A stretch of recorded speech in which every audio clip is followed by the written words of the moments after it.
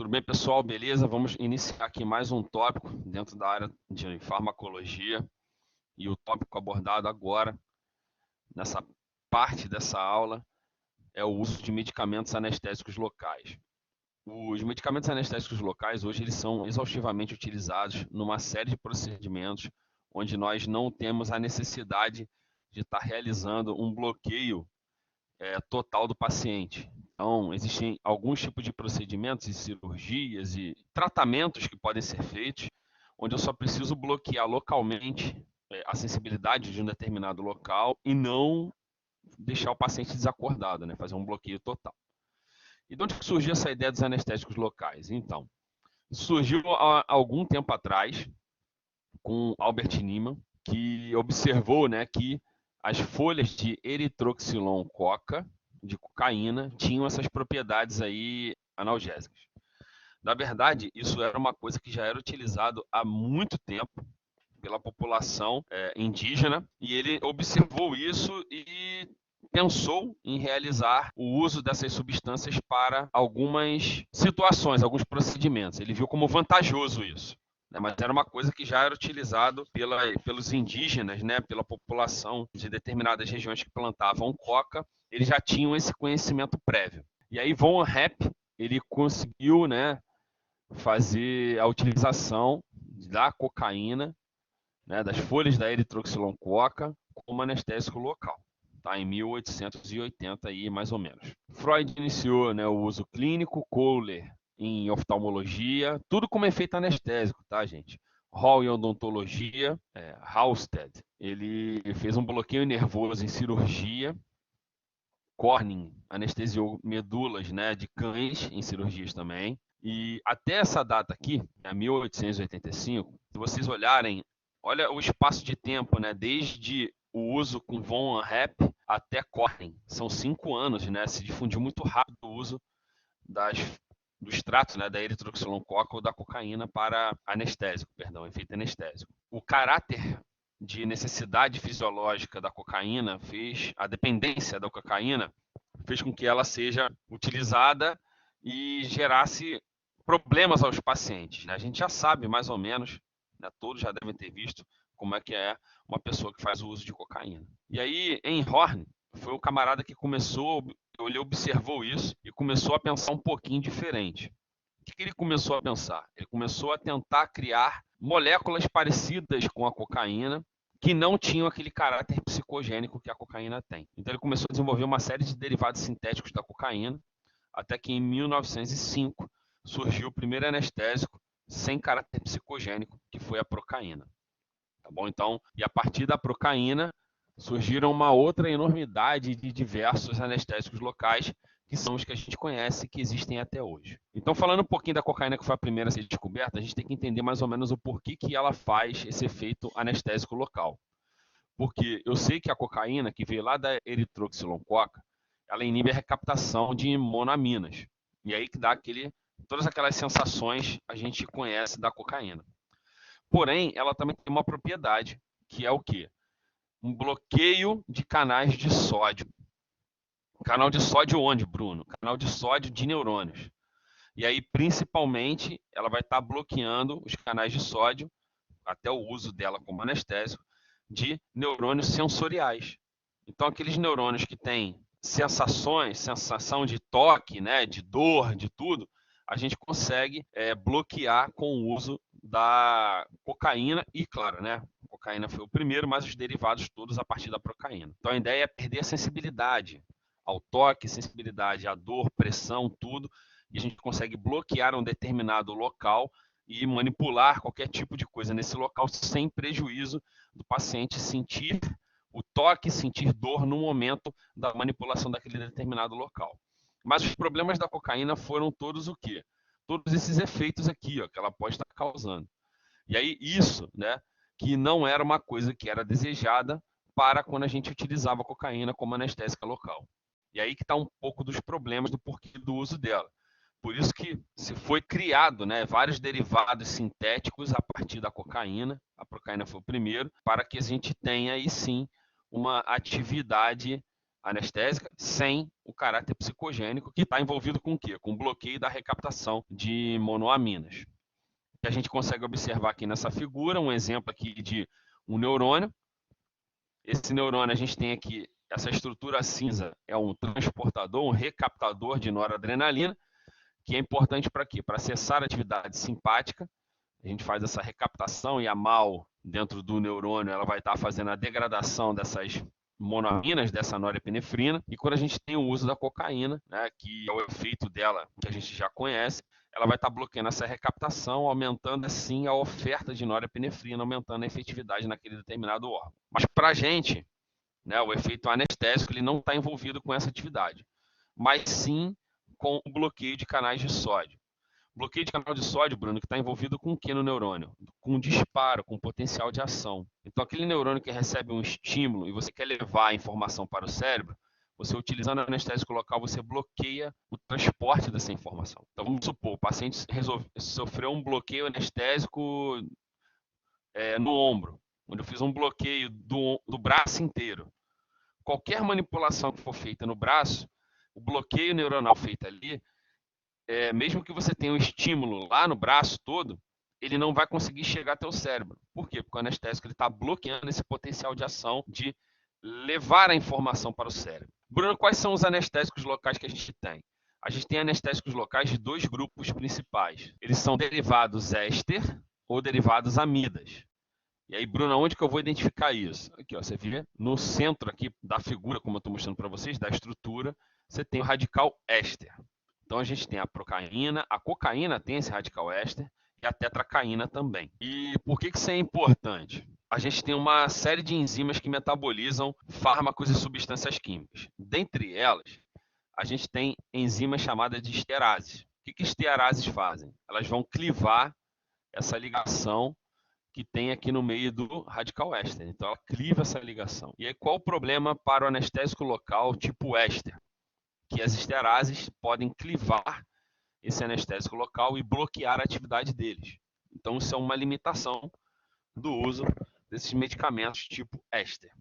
Que a gente tem aí a procaína e a tetracaína, né? A cocaína não é um medicamento, é uma droga de abuso. Já os do tipo amida, eles vão ter um radical amida. Bruno, onde que está o radical amida? Está aqui no meio também. A gente consegue observar aqui o radical amida no centro da figura aqui, a gente consegue observar. Aí tem alguns nomes aqui que eu botei, até porque a maioria deles são radical amida.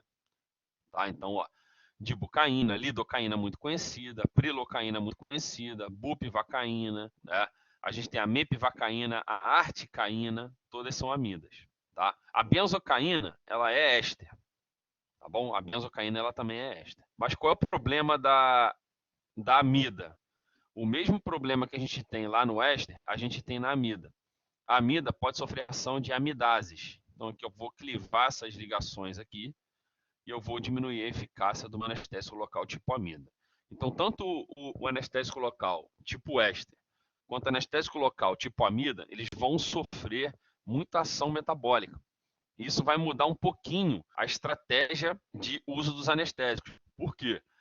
Esse metabolismo que pode estar acontecendo devido à estrutura específica daquele anestésico, ou éster ou amida, vai mudar a capacidade dele de manter o efeito anestésico por muito tempo. Ou seja, a gente vai observar que dependendo da estrutura do anestésico local, a potência analgésica muda. E aí, por que ela muda? Porque a gente tem mais disponível radical amida ou mais disponível radical éster. E com isso tudo a gente pode estar causando o quê? O aparecimento aí, enzimas que vão estar degradando esses anestésicos locais e a eficácia deles estarem reduzindo. A gente consegue observar essas reações aqui, como estou mostrando para vocês. Ó, o anestésico local com ligação éster, sofrendo ação de esterases, onde vai ser clivado, né, nesse radical éster.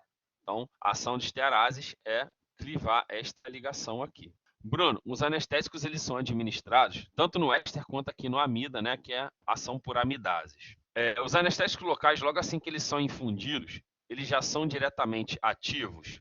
Então, todos os anestésicos locais eles têm um perfil de característica específica química deles de serem substâncias básicas. Então, geralmente, os anestésicos locais todos eles são substâncias básicas. E aí, por que é importante eles terem essa característica básica. Porque logo assim que eles penetram, né, no neurônio e vão estar chegando no citoplasma do neurônio, eles vão encontrar um ambiente um pouco mais ácido. E o que isso tem a ver um medicamento que é básico, que é o anestésico local, encontrando um ambiente ácido? Vai acontecer exatamente o que está mostrando na figura de cima e na de baixo. Aquele radical específico aminado, né, aquela amina terciária do meu medicamento anestésico local, éster ou amida, ele vai ser protonado. Ou seja, eu vou transformar o meu anestésico local saindo da forma não ionizada para uma forma ionizada. Ou seja, ele fica protonado e ele tem ali uma carga positiva. Por que isso é importante? Isso é crucial, não é importante não. Isso é crucial para a atividade anestésica do anestésico local. Então ele precisa, após entrar na célula do neurônio, ser transformado em um fármaco ionizado. Porque aí sim ele vai conseguir bloquear o canal de sódio. Lembra? O canal de sódio, ele transporta íons positivos, cátions. Sódio é positivo. Então, para que ocorra essa interação do anestésico local com o canal de sódio, eu tenho que ionizar ele. Eu tenho que torná-lo positivo, para que essa afinidade com o canal de sódio ela seja maior. Isso serve tanto para o medicamento éster, tanto para o medicamento que é amida. Ambos eles vão sofrer essa ionização. E aí tem uma coisa que é bem interessante, que eu já vou falar logo agora para vocês, talvez eu comente até mais na frente. Mas quando eu comentar na frente, vocês vão lembrar que eu já falei. Uma coisa que acontece bastante é que os pacientes acabam utilizando, né, em alguns procedimentos odontológicos, eles vão lá e há necessidade de estar realizando a aplicação de um anestésico local, né? Então, só estou marcando aqui a parte protonada do amida também aqui embaixo. E aí, quando o paciente chega lá para falar com o dentista e ele reclama que o dente dele está inflamado, o dentista ele não aplica um anestésico direto e vai fazer o procedimento. Primeiro, até para a segurança do paciente, ele faz o quê? Ele trata aquele processo inflamatório, trata aquela infecção, para depois estar fazendo um procedimento. E aí tem algumas situações que a gente tem que levar em consideração aqui. O que é mais relevante é que o tecido que está inflamado, o tecido que está infeccionado, ele é um tecido ácido. E qual é o problema quando a gente vai estar aplicando o anestésico local nesse sentido? É o seguinte, se você aplica o anestésico local e o ambiente já está ácido, o meu anestésico local ele vai ser protonado fora do neurônio. E aí, o que a gente acabou de falar? Que para a eficácia dele ser a melhor, ele tem que ser protonado após ele entrar no neurônio. Então, se você tem um ambiente que é ácido, devido à inflamação, devido a uma infecção, você vai estar transformando, né, o seu anestésico local na forma ativa, para ter a eficácia dele, fora do neurônio. Ou seja, protonado fora do neurônio, primeiro de tudo, ele não passa pela bicamada fosfolipídica. Por quê? Ele está ionizado. Ionizado, ele ficou hidrossolúvel. E outra coisa, ele não é capaz de se ligar no canal de sódio de fora para dentro. Então, a gente tem uma série de coisas relacionadas aos anestésicos locais com o ambiente ácido. Então, por isso que é favorecido que a correção do processo inflamatório, a correção do processo infeccioso fora, né, evitar contaminação, né, cruzada, ou o paciente ter uma lesão e contaminar o sangue, ter uma infecção mais grave, a gente tem também a ineficácia do anestésico local quando o ambiente fora do neurônio é um ambiente ácido. Então, conseguiram entender isso? Eu acho que ficou claro. Uma coisa que é crucial também para entendermos, né, tudo isso que eu expliquei para vocês é quando a gente analisa a estrutura e atividade dos anestésicos locais todos. Então, uma coisa que é muito, muito, muito importante mesmo é que os anestésicos locais tenham um peso molecular em, no máximo, 9 angstroms. Ou seja, eles têm que ter um peso molecular específico para ter o quê? Uma penetrabilidade e uma potência anestésica considerável. Então, se você começa a aumentar o peso molecular desse anestésico, ele vai penetrar mais fácil no teu neurônio e ele vai ter uma maior potência anestésica. A gente vai ver nas estruturas um pouco disso. Uma outra coisa que também é muito importante, que aí tem a ver com o que eu acabei de falar, é que quando você cresce a cadeia intermediária, ou seja, você começa a aumentar radicais alquílicos, né, na nossa estrutura, você aumenta a lipossolubilidade. E aí, por que isso é importante? Né? Que tem a ver aqui com o aumento do peso molecular. Quando você aumenta a estrutura, aumenta a lipossolubilidade, a penetração no neurônio é mais rápida, porque eu vou passar pela bicamada fosfolipídica mais rápido. Outra coisa que aumenta essa lipossolubilidade está aqui também, ó, alterações no grupo aromático ou na região do amino. Então, se você mexe com qualquer alteração no grupo aromático, aumentando ali o radical alquilado, você aumenta a lipossolubilidade.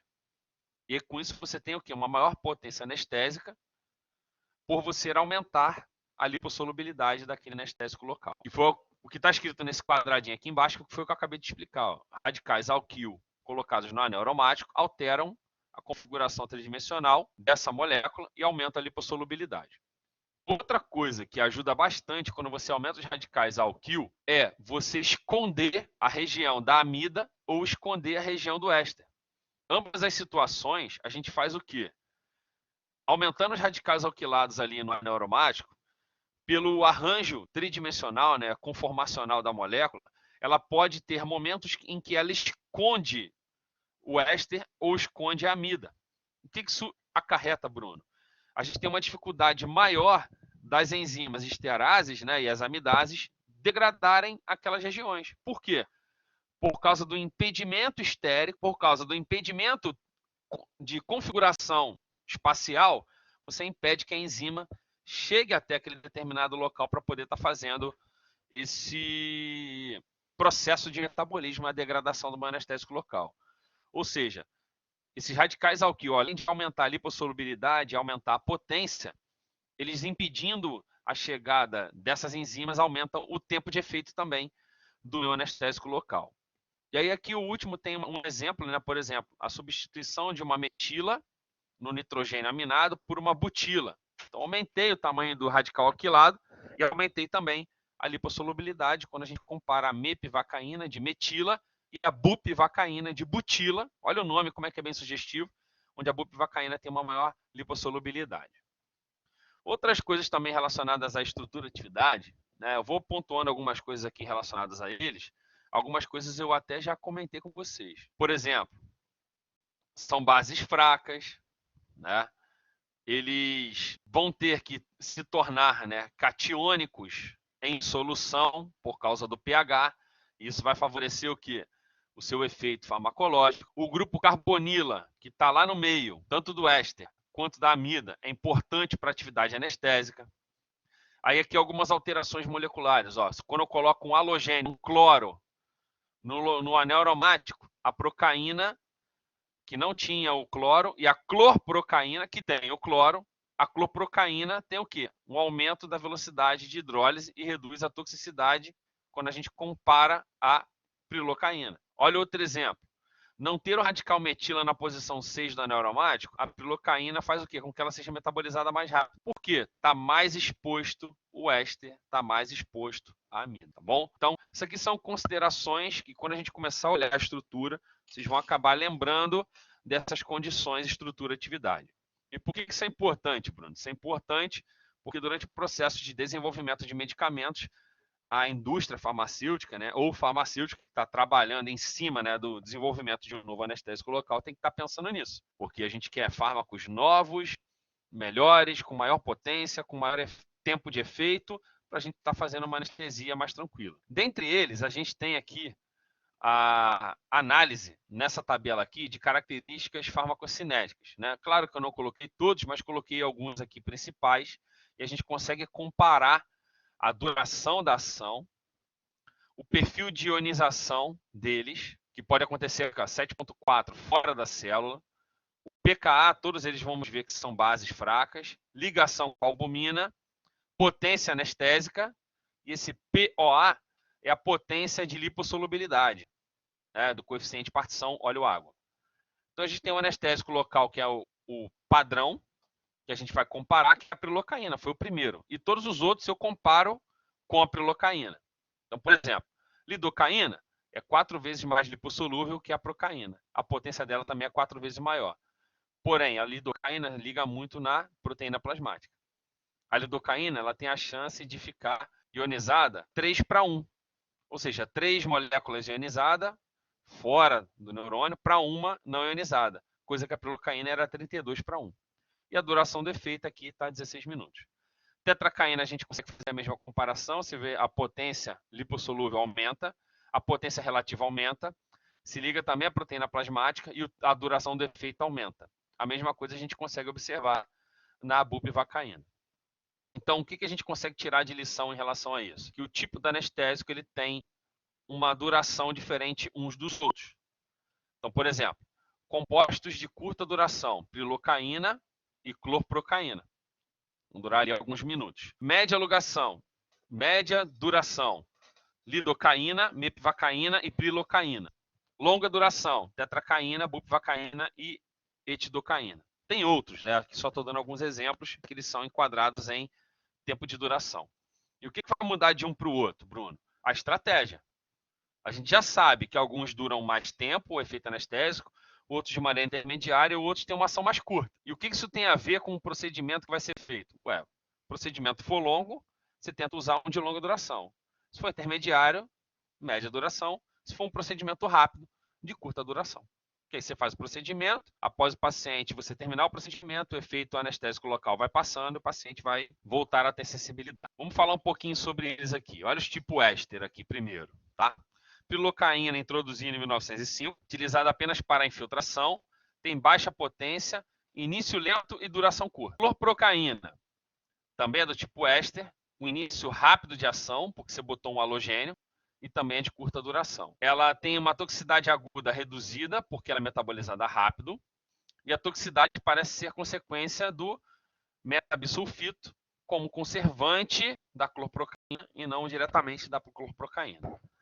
Tetracaína é um éster, ele já tem uma duração maior, né, o início lento e longa duração, mais potente e tem maior duração de ação do que a procaína. Porém, também tem maior toxicidade, porque ele dura mais tempo. E aí ele é utilizado em anestesia espinhal. Brunildes dos tipo amida, a gente tem muito uso. Articaína é o que tem ação rápida, né, início de ação de 1 a 6 minutos e duração intermediária, 1 hora. Mepivacaína, também é amida, ação intermediária, tem propriedades farmacológicas igual a lidocaína, porém é mais tóxica ao neonato. Então não deve ser utilizado na obstetrícia. Olha aqui, uma informação extremamente importante quando a gente fala de anestésico local. Ó. Porém, é mais tóxica ao neonato e não deve ser administrado em obstetrícia. Prilocaína, ação intermediária. A prilocaína causa pouca vasodilatação, e aí isso é interessante, que pode ser utilizado sem vasos constritores. Isso aqui a gente vai falar um pouquinho mais lá na frente, mas a ideia é o seguinte.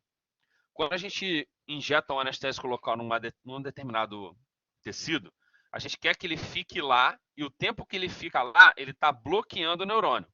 Enquanto ele está lá, ele está bloqueando o neurônio. Assim que ele é absorvido, sai daquele local do neurônio e metabolizado, o neurônio volta a fazer os disparos e você volta a sentir. Uma das coisas que geralmente se faz associação do uso de anestésicos locais é o uso junto com vasos constritores.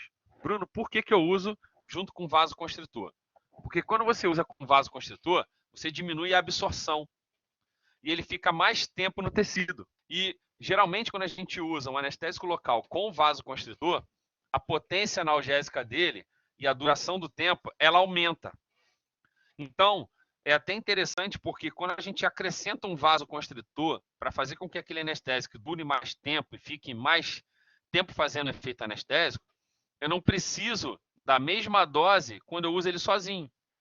Porque quando eu uso ele sozinho, eu sei que ele vai ser absorvido e metabolizado. Então, eu tenho que dar uma dose mais alta. Já quando eu uso ele com um vasoconstritor, eu tenho a possibilidade de fazer uma redução da dose do anestésico local, porque eu sei que o vasoconstritor vai fazer com que ele dure mais tempo lá. Isso é uma coisa que a gente vai falar na frente de alguns vasoconstritores aí junto com anestésicos locais. Causa metamoglobinemia e pode ser tratada com administração de azul de metileno para reverter essa metamoglobinemia causada pela prilocaína. Bupivacaína é uma amida também de início rápido e de longa duração. Ela é usada no parto por fazer um bloqueio sensorial mais do que bloqueio motor. Porque durante o parto, a mãe ela tem que continuar com o trabalho motor, movimento de músculos, músculos uterinos, abdominais, em que ela faz força. Então, a bupivacaína ela garante esse bloqueio sensorial, então ela não vai sentir dor, não vai sentir o toque, mas ela mantém a atividade motora. Porque quando a gente bloqueia neurônio, a gente não bloqueia neurônios só de sensoriais, a gente acaba bloqueando todos. E a bupivacaína ela tem um bloqueio sensorial maior do que o bloqueio motor. É utilizada também em analgesia pós-operatória também. O problema da bupivacaína é que ela tem um perfil de cardiotoxicidade. Por quê? A gente também tem canal de sódio lá no coração, que vai estar trabalhando no perfil de contração cardíaca. Bruno, quando eu uso o anestésico local, ele é seletivo lá para o local que eu vou estar tentando bloquear? É porque você faz o bloqueio local, você injeta o anestésico lá naquele local. Vou fazer uma infiltração no joelho e quero bloquear ali. Bloqueia, você vai e injeta o anestésico no joelho. Quero fazer na mão, você injeta o anestésico na mão. Se você colocar ele de maneira venosa, ele vai bloquear todos os canais de sódio que existem. Esse é o risco de produzir cardiotoxicidade. E a bupivacaína tem esse risco aumentado por causar arritmia ventricular e depressão do miocárdio, bloqueando o canal de sódio cardíaco. Tá? E esse canal de sódio cardíaco, ele dissocia mais lento, a bupivacaína sai mais lentamente dele. Isso piora ainda mais o grau de produção de cardiotoxicidade. A etidocaína é uma amina, não é usada no parto nem na analgesia pós-operatória, né, devido a causar problemas para o feto. Tem um rápido início de ação e longa duração. Ropivacaína. Ropivacaína é bem legal, porque a ropivacaína ela é um pouco menos potente do que a bupivacaína, mas ela tem uma vantagem. A ropivacaína, vou até marcar aqui, ela é menos cardiotóxica. Né? Então ela tem um enantiômero S, que é menos cardiotóxico do que o enantiômero R. Então a ropivacaína seria uma alternativa aí em pacientes que têm um risco, né, de causar arritmia, de problemas cardíacos e precisa fazer um bloqueio. Então, ela é uma alternativa porque ela tem uma probabilidade menor de causar cardiotoxicidade. Mas tem que levar em consideração também outra coisa, que ela tem uma menor potência anestésica quando se compara com a bupivacaína. E aí a gente vai entrar em consideração o quê? O risco-benefício. A decisão vai ser lá do anestesista, que vai estar fazendo o uso da ropivacaína, ou do médico que vai estar fazendo a escolha da ropivacaína. Tá bom? Então, isso vai de situação para situação e de profissional para profissional que vai estar escolhendo fazer o uso desse tipo de anestésico local. Só estou pontuando aqui para vocês que existem características que vão entrar em questão na hora de fazer a escolha do anestésico local. Além disso, além de bloquear lá o neurônio e realizar a atividade anestésica, temos outros efeitos relacionados aos anestésicos locais. E aí que mora muito do perigo. Vou marcar aqui, todos os efeitos colaterais que estão aqui do lado esquerdo. Além da alergia, que eu não marquei, a gente tem lá no sistema nervoso central, hiperventilação, euforia, inquietação, verborreia, desorientação, confusão, um monte de efeito. E aí tem os mais críticos, né? Depressão, exaustão, coma, parada respiratória, parada cardíaca. Né? A gente tem uma série de efeitos que podem ser causados com o uso dos anestésicos locais. Principais usos deles, tá aqui, situações em que eu quero promover o efeito anestésico local. Então a gente tem aqui, o uso tópico, né? A gente tem pomada, né? Uso infiltrativo, bloqueio nervoso, medular, né? Na epidural e na raquianestesia, a gente pode estar utilizando. Tem um outro uso, tá? Que é pouco uso. A gente tem outros medicamentos até melhores, mas que teria atividade e já foi até algumas vezes utilizado no processo de fibrilação cardíaca. O coração está fibrilando, ele está lá, não está conseguindo fazer a sua contração, ele não consegue contrair direito nem relaxar, então ele fica tremendo. Para que serve o anestésico local ali? A ideia é você usar o anestésico local para bloquear o canal de sódio e você parar com a fibrilação. Então ele serviria para isso? Sim. Tem muito uso para isso?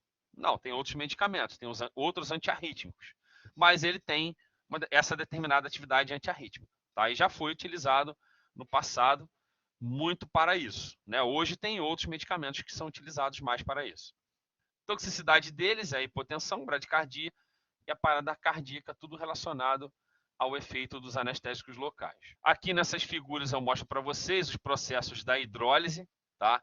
Aqui em cima, essas duas figuras, pela ação das esterases, aqui a hidrólise no éster, clivei a molécula no meio, tanto aqui ó, mostrando a cocaína, aqui a procaína, clivando no meio, e aqui embaixo um radical amida, tá? Onde esse radical amida, né, ele pode ser clivado aqui, não está mostrando na figura essa clivagem, mas ele pode ser clivado aqui no meio, e com isso você também quebrar a molécula no meio. Tá? Mas isso tudo vai depender do substituinte. Lembra que eu falei com vocês? O anel aromático está aqui. Ó. Se eu começar a botar coisa grande, volumosa aqui, tanto nesses aqui também, a gente vai impedir a ação dessas enzimas. Bruno, me explica o que você falou lá atrás, que o meu anestésico ele vai bloquear a célula por dentro. Eu fiquei tentando imaginar e não consegui visualizar isso. Então está aqui nessa figura mostrando muito bem isso. Olha lá.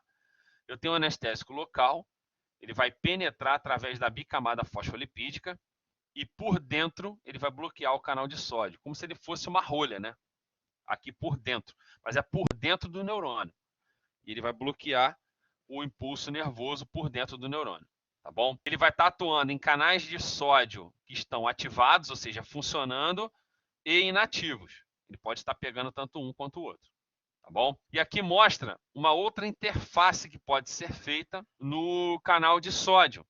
Eu não vou bloquear somente por dentro, mas eu posso bloquear por dentro da membrana plasmática. Então aqui, se vocês observarem, essas estruturas vermelhas e azuis são o quê? São os anestésicos locais, que eles podem estar aqui, ó, penetrando na membrana plasmática e bloquear o canal de sódio, ó, por dentro, pela membrana plasmática, e não por dentro do canal. Isso seria uma outra alternativa de bloqueio dos canais de sódio. E como ocorreria isso? Está aqui nessa figura mostrando exatamente isso. Do lado esquerdo, ó, lado exterior, e do lado direito, lado interior. Fora do neurônio, dentro do neurônio. Então, a gente tem aqui algumas situações que estão acontecendo. Nessa figura aqui de cima, vou até marcar com um quadrado vermelho para vocês saberem do que eu estou falando. Essa parte aqui de cima toda fala de quê? De um canal de sódio que está aberto, ou seja, que está funcionando, que está ativo. E a ideia é o quê?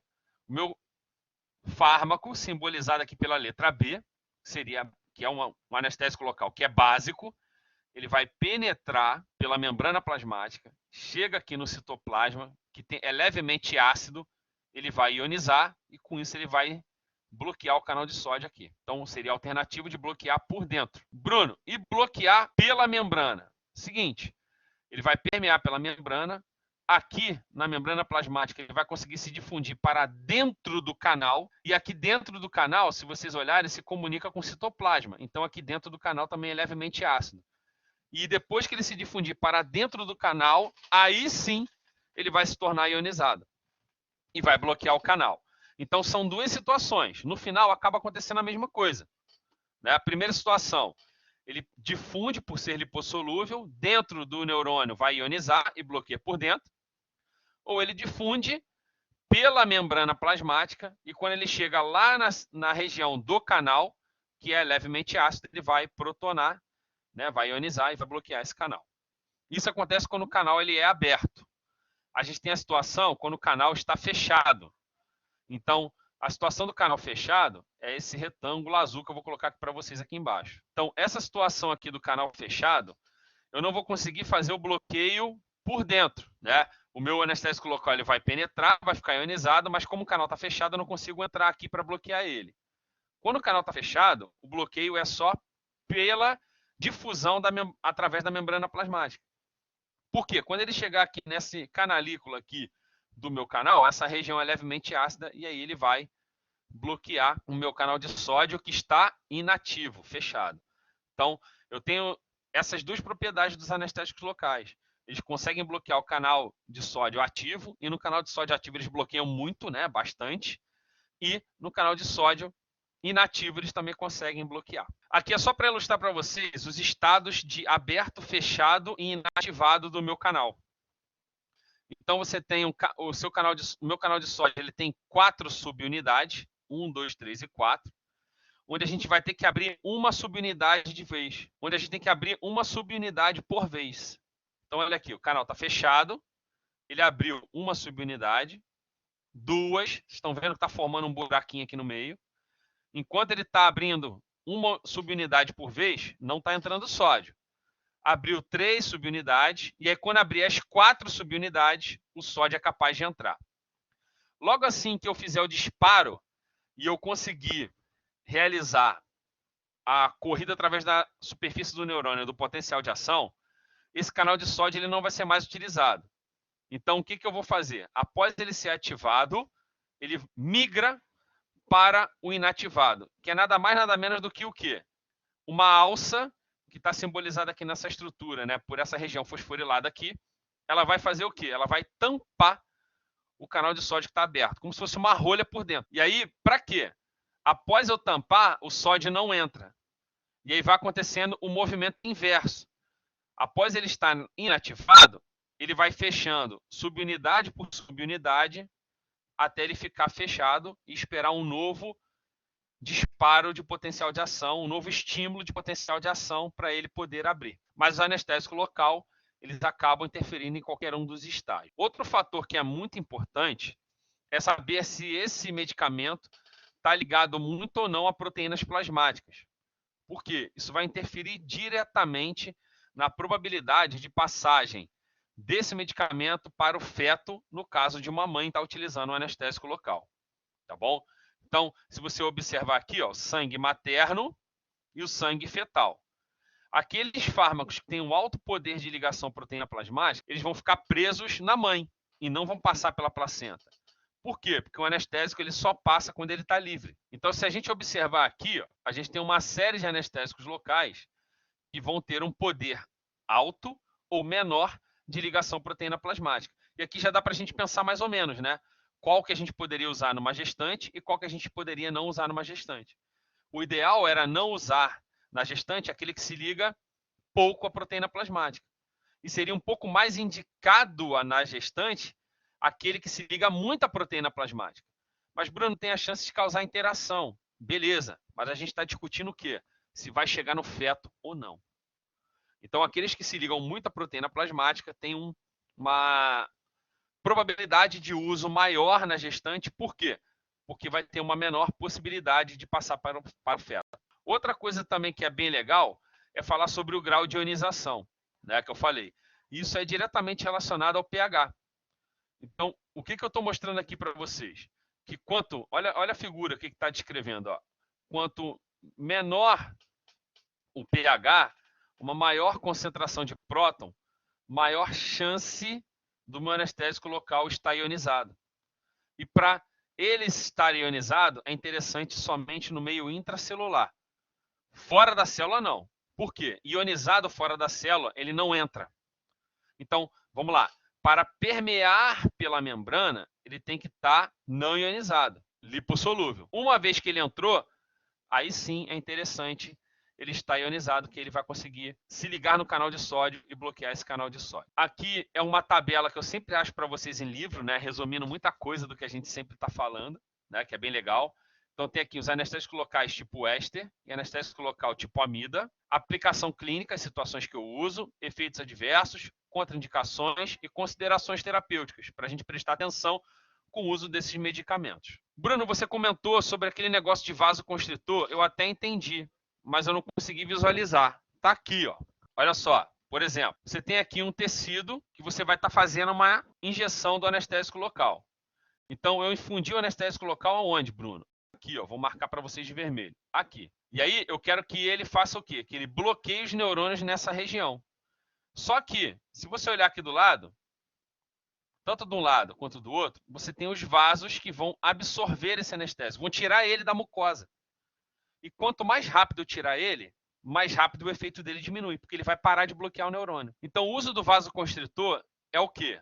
Olha aqui para essa região que eu injetei, eu infiltrei. Se eu utilizar um vasoconstritor, aí eu vou marcar para vocês de preto o vasoconstritor. Ó, o vasoconstritor diminuiu o calibre do vaso. Se você diminuir o calibre do vaso, se você observar aqui, as setinhas de absorção, de drenagem do anestésico local ficou mais fina. Ou seja, ele está aqui na mucosa, bloqueando o neurônio e é menos absorvido. Ou seja, com o uso do vasoconstritor, você aumenta o efeito e o tempo de efeito daquele anestésico local. E muitas das vezes você não precisa injetar uma dose alta. Por quê? Já que ele vai durar mais tempo aqui, você reduz a dose. Então, aqui tem alguns exemplos de soluções que têm anestésicos locais e vasoconstritores, tá? Então, olha aqui, por exemplo, lidocaína e epinefrina, mepivacaína e epinefrina, lidocaína e fenilefrina, mepivacaína e norepinefrina, lidocaína e norepinefrina, bupivacaína e epinefrina, prilocaína e felipressina. Então, são exemplos de formulações que são, olha só, está até escrito aqui, ó, vou frisar para vocês, que são muito usadas na odontologia para fazer o quê? Você ter uma potência analgésica importante, interessante e reduzir a dose do anestésico. E por que eu quero reduzir a dose do anestésico, Bruno? Porque eu quero impedir que ele faça os efeitos colaterais, que a gente viu que são sérios e graves. Então, na odontologia, se eu quero fazer um bloqueio numa região na boca, então vou bloquear um nervo, vou usar um vasoconstritor para impedir a absorção, e aí eu uso menos anestésico local, e essa anestesia ela vai durar mais tempo. Com isso, a gente encerra aqui o nosso assunto relacionado a anestésicos locais. Espero que tenham gostado.